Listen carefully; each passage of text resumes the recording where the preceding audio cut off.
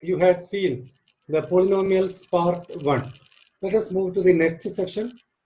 By this session, we will complete the chapter polynomials in class 10th. The main point of this section is division algorithm.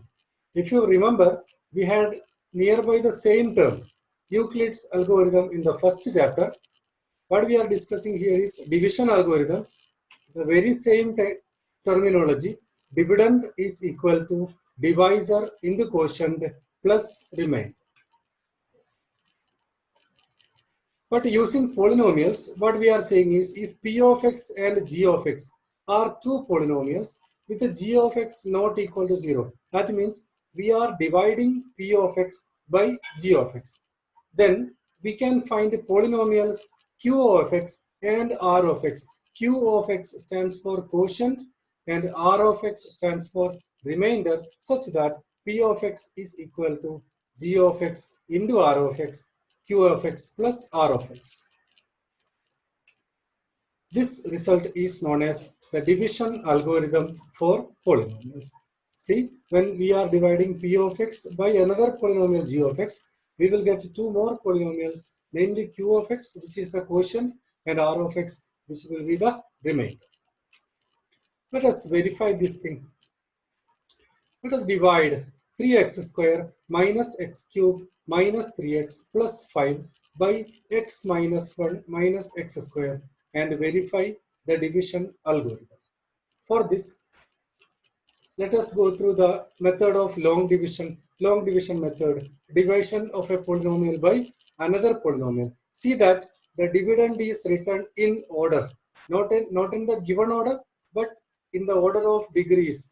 Minus x cube written first, plus 3x square minus 3x plus 5. We have to divide by x minus 1 minus x square, again written in order of degree, minus x square plus x minus 1. Divide. When you divide minus x cube, the highest degree term in the dividend, by the highest degree term in the divisor, minus x cube by minus x square, you will get x. So x multiplying, it is minus x cube plus x square minus x. Changing the signs, we have this. Subtracting, it is 2x square minus 2x plus 5. Now the highest degree term is 2x square divided by minus x square gives minus 2. For minus 2 in the quotient, multiplying by minus 2, that all the terms in divisor, you are getting 2x square minus 2x plus 2. Changing the sign and subtracting, you will get 3 as the remainder. Now let us see the right side of Euclid's means division algorithm. Divisor into quotient plus remainder. What is divisor? Minus x square plus x minus 1 into quotient x minus 2 plus remainder 3. Simplifying, it is minus x cube plus x square minus x plus 2x square minus 2x plus 2 plus 3. Simplifying, we are getting minus x cube plus 3x square minus 3x plus 5. You can see that it is the dividend, and this way we verified the division algorithm. Now let us see the application of division algorithm in a problem.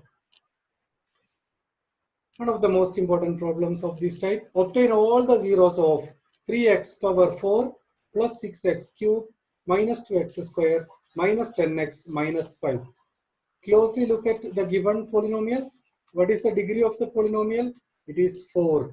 We know degree 1 linear polynomial, degree 2 quadratic polynomial, degree 3 cubic polynomial, and degree 4 is known as biquadratic polynomial. Bi means 2, quadratic 2. So 2 times 2, 4. Biquadratic, or we say quartic, Q-U-A-R-T-I-C. Okay, biquadratic or quartic polynomial. So when its degree is 4, it may possess 4 zeros. Out of them, 2 zeros are given, root of 5 by 3 and minus root of 5 by 3, right? So there are 4 zeros, 2 of them are given. We have to find the remaining 2 zeros. Now what is the specialty of given 2 zeros? Look at the zeros. It is root of 5 by 3 and minus root of 5 by 3. Both are irrational. So see, P of x is given. Since the two zeros are root of 5 minus 5 by 3 and minus root of 5 by 3, what we are writing is x minus root of 5 by 3 and x plus root of 5 by 3 are two factors. When two factors are given, product of those factors is again a factor. So we are finding the product of those two factors, x minus root of 5 by 3 and x plus root of 5 by 3.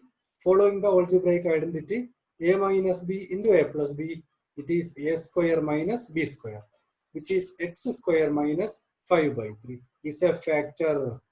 So when we get a factor, how will you find the other factor? Simply divide. When 5 is a factor of 20, what about the other factor? Simply by 20 divided by 5, right? The same method we are following here. One of the factor is x square minus 5 by 3. So we are going to divide the polynomial by x square minus 5 by 3. Right in order, x square, next term should be x. It is absent, for we are adding 0x. See the complete division process, method of long division.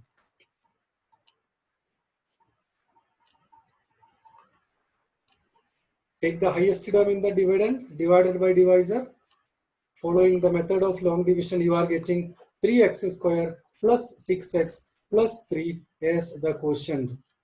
That means 3x square raised to 4 plus etc. can be written as x square minus 5 by 3 into the quotient 3x square plus 6x plus 3, where 3 is a common factor taken outside, it will become x square plus 2x plus 1. Now take that term only, x square plus 2x plus 1, which is a quadratic polynomial. Simply we know it is x plus 1 whole square, or you can use splitting middle term method. You will get x plus 1 into x plus 1. In both of these cases, equating to 0, we will get x is equal to minus 1, comma minus 1. Therefore, all the four zeros are, two of the zeros were given, root of 5 by 3 and minus root of 5 by 3. Now the remaining two are minus 1 and minus 1. Concentrate in this problem, one of the main problems in this section. This type of problems you should practice. See one more problem. On dividing x cube minus 3x square plus x plus 2 by a polynomial g of x, the quotient and remainder are given. Find g of x. So directly, what are given? Remainder minus 2x plus 4. Now we are using division algorithm. Dividend is equal to divisor plus into quotient plus remainder. Substituting dividend, x cube minus 3x square plus x plus 2 is equal to quotient, dividend divisor g of x. Writing g of x itself into quotient given x minus 2 plus remainder again given minus 2x plus 4. Shifting minus 2x plus 4 to left side, you are getting x cube minus 3x square plus 3x minus 2 is equal to g of x into x minus 2. So what is g of x from the last line? It is the left side polynomial divided by x minus 2. So we are dividing. So g of x is the quotient when we divide the polynomial by x minus 2. Again, you apply method of long division, dividing the big polynomial by x minus 2. See the method of long division step by step.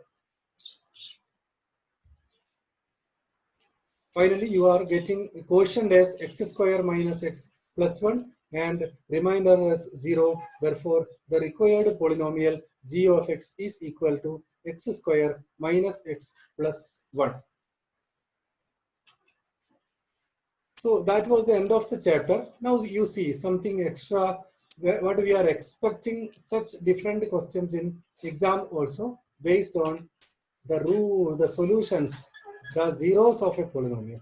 We are back to that section once again. Let us, we have alpha and beta as the zeros of a quadratic polynomial. We know alpha plus beta is minus b by a and alpha into beta is c by e, where the quadratic polynomial was ax square plus bx plus c. Now, we look into the following algebraic connectives. Means whenever alpha and beta are the roots, are the zeros of a quadratic polynomial, we can find only two terms, alpha plus beta and alpha beta. Now you see the chart. In this chart, what I am presenting is the left column of the chart represents some expressions, some algebraic connectives using alpha and beta. Now you see the right column of the chart. The left expressions, the left algebraic connectives are expressed using alpha plus beta and alpha beta only. What is the purpose of such equations? Because we know to write alpha plus beta as minus p by a and alpha beta as c by a. You go through alpha square plus beta square can be written as alpha plus beta whole square minus 2 alpha beta. Alpha cube plus beta cube can be written as alpha plus beta whole cube minus 3 alpha beta into alpha plus beta. 1 by alpha plus 1 by beta can be written as alpha plus beta by alpha beta, and alpha minus beta can be written as the square root of alpha plus beta the whole square minus 4 alpha beta. Let us see how these expressions, these algebraic connectives can be used in problem solving. See the problem. Find the quadratic polynomial whose zeros are alpha square and beta square, where what alpha and beta are, they are the zeros of a polynomial p of x is equal to 3x square minus 5x plus 8. So given alpha and beta are the zeros of this polynomial, what we can write? Alpha plus beta. What is alpha plus beta? Minus b by a. So it is minus of minus 5 by 3, which is 5 by 3, and alpha beta is c by a, which is 8 by 3. What to find? We have to find a polynomial with the zeros, alpha square and beta square. You know, to form a polynomial, we should have sum of the zeros and product of zeros. What is sum of zeros? It is alpha square plus beta square. How we can rewrite? Using the last table, algebraic connectives, alpha plus beta whole square minus 2 alpha beta. Substituting, we have alpha plus beta whole square, 5 by 3 the whole square, 25 by 9, minus 2 times alpha beta, 2 times 8 by 3, 16 by 3. Subtracting, you have 9 by 3, or it is 3. So you have sum of zeros as 3. What is the product of zeros? Alpha square into beta square. Using law of indices, we can take that whole square, alpha beta the whole square. That means 8 by 3 the whole square, which is 64 by 9. So we find sum of zeros and product of zeros. Let us conclude here. So we get sum of zeros as 3 and product of zeros as 64 by 9. Can you say how we will construct the polynomial? Yes, like this. Hence the required polynomial is p of x is equal to x square minus sum of zeros into x plus product of zeros. Simply put up, it is x square minus 3x plus 64 by 9. So in this way, you can solve all the very different such problems using these algebraic connectives.